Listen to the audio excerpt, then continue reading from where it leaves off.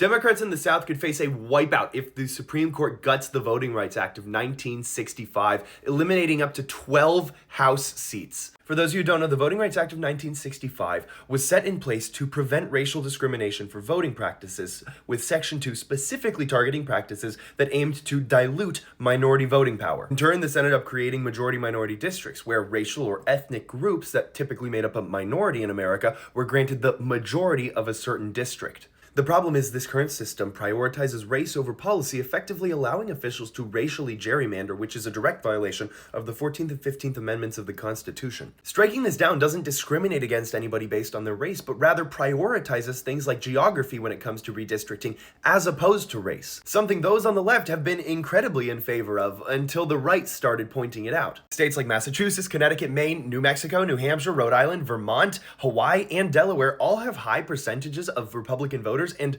0 congressional seats because of the redistricting that Democrats have already done. Then again, we can't be mad and fault the Democrats. They're doing what they've historically always done, which is keeping minorities together so that they're easier to manage.